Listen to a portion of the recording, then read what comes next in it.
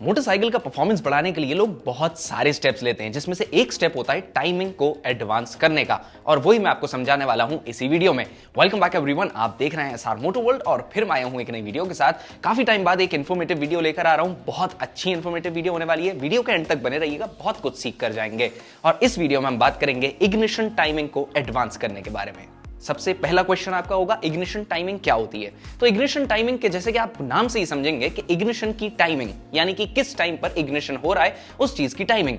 तो इग्निशन क्या होता है यानी कि इग्नाइट करना। इग्नाइट क्या होता है इंजन के अंदर? फ्यूल होता है यानी कि पेट्रोल हो सकता है। और इग्नाइट कौन करता है पेट्रोल को? स्पार्क प्लग करता है। तो इग्निशन की टाइमिंग यानी कि स्पार्क प्लग की फायरिंग की टाइमिंग, इजी लैंग्वेज में। अब इंजन के अंदर होते हैं 4 स्ट्रोक। सबसे पहला सक्शन होता है जिसके अंदर एयर और फ्यूल का मिक्सचर इंजन के अंदर आ जाता है, पिस्टन खींच लेता है सक्शन के थ्रू।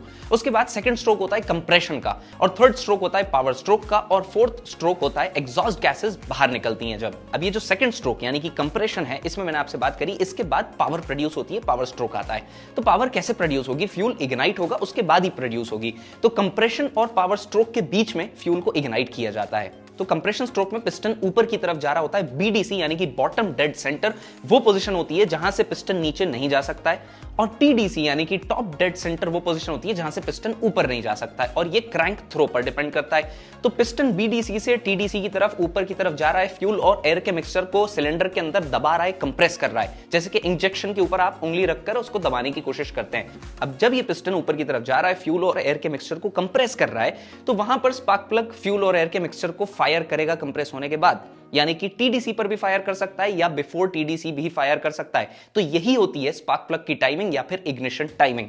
अब सेकंड क्वेश्चन, एडवांसिंग और रिटार्डिंग, ये क्या चीज होती है? रिटार्ड करना यानी कि टाइमिंग को स्लो करना, देर में फ्यूल को इग्नाइट करना, एंड एडवांस करना यानी कि टाइमिंग को फास्ट करना, पहले ही फ्यूल को इग्नाइट कर देना। तो ये दो चीजें हो गई, आपके आ गई समझ में।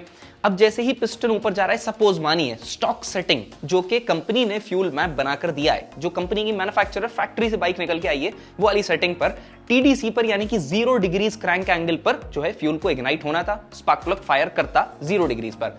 लेकिन आपने सपोज उसमें टाइमिंग एडवांसर डाल दिया 4 डिग्रीज का, तो अब 4 डिग्रीज पहले ही क्रैंक के फ्यूल जो है वो इग्नाइट हो जाएगा, यानी कि पिस्टन पूरा टीडीसी पर पहुंचा भी नहीं है और आपने उससे पहले ही फ्यूल को इग्नाइट कर दिया।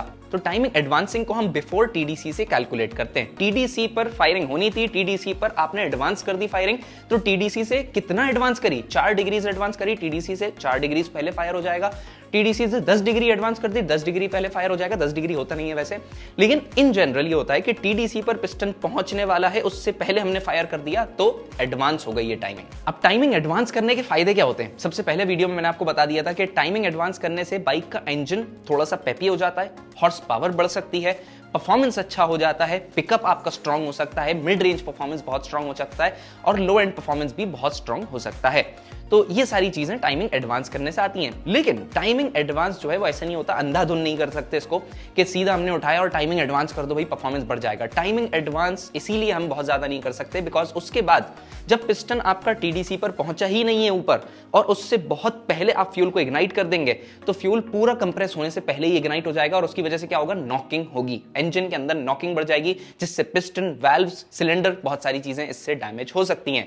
तो एडवांस एक लिमिट तक किया जाता है, इस पर आर&डी लगाई जाती है, पूरी रिसर्च होती है कि भाई कितने एडवांसिंग पर इंजन प्रॉपर रिलायबिलिटी दे सकता है या प्रॉपर परफॉर्मेंस डिलीवर कर सकता है। अब एक क्वेश्चन आपके दिमाग में और आ रहा होगा कि टाइमिंग एडवांसिंग के जब इतने सारे फायदे हैं कि भाई परफॉर्मेंस भी बढ़ रहा है, थोड़ा सा माइलेज भी बढ़ जाएगा इंजन का, इंजन कम सीसी में ज्यादा पावर भी डिलीवर कर सकता है, तो कंपनी एडवांस करके क्यों नहीं देती? कंपनी टाइमिंग को रिटार्ड क्यों करके देती है? तो इसका सबसे ईजी क्वेश्चन ये है, बिकॉज इंडिया में फ्यूल क्वालिटी, जैसे ही आप टाइमिंग को एडवांस करेंगे आपके ऊपर मैंडेटरी हो गई वो चीज कि आपको अब हाई ऑक्टेन फ्यूल इंजन के अंदर यूज करना पड़ेगा।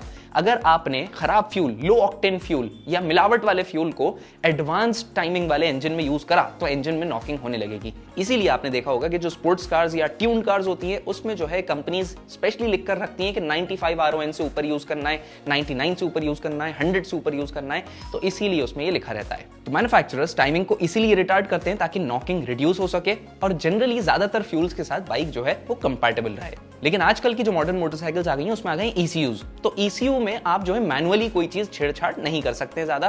तो ECU में आपके पास दो ऑप्शंस रहते हैं, या तो आप ECU को फ्लैश करा के उसमें एक ट्यूनर के थ्रू टाइमिंग को एडवांस या रिटार्ड करवाएं, एक फ्यूल मैप डलवाएं सेकेंडरी, और उस वजह से ही उसकी टाइमिंग एडवांस हो जाएगी, परफॉर्मेंस बढ़ जाएगा बाइक का, AFR भी बढ़ेगा, बहुत सारी चीजें उसकी वजह से ऑल्टर करनी पड़ती हैं। एंड सेकंड ऑप्शन ECU में आपके पास ये है कि आप टाइमिंग एडवांसर अलग से लगा लें, जो कि coupler to coupler map sensor या इन सारी रीडिंग्स को ऑल्टर करता है और ECU में ऑल्टर रीडिंग्स भेजता है, जिस वजह से टाइमिंग जो है वो एडवांस हो जाती है। लेकिन टाइमिंग एडवांसर्स आजकल बहुत ज्यादा बाइक्स के लिए अवेलेबल नहीं है।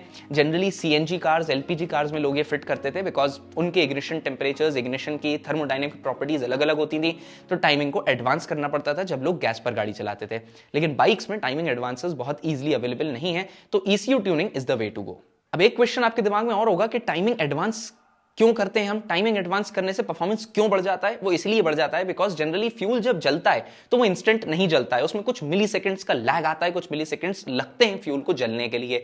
तो जब आप टाइमिंग थोड़ी सी देर में है, आपकी रिटार्डेड टाइमिंग है, तो फ्यूल जलने में रिटार्डेड टाइमिंग के बाद भी और 2 से 3 मिली सेकेंड लग रहे हैं फ्यूल को जलने में। अगर आप टाइमिंग को एडवांस कर देते हैं तो वो जो 2 मिली सेकेंड्स या जितने भी मिली सेकेंड्स का गैप आ रहा था फ्यूल के इग्नाइट होने में, वो गैप कम हो जाता है और इसी वजह से इंजन का परफॉर्मेंस थोड़ा सा बढ़ जाता है, शार्प थ्रॉटल डिलीवरी हो जाती है, परफॉर्मेंस भी अच्छा हो जाता है। लेकिन इग्निशन टाइमिंग बहुत ज्यादा एडवांस या बहुत ज्यादा रिटार्ड करने से ये हो सकता है कि आपकी बाइक में ओवरहीटिंग इश्यूज आ जाए।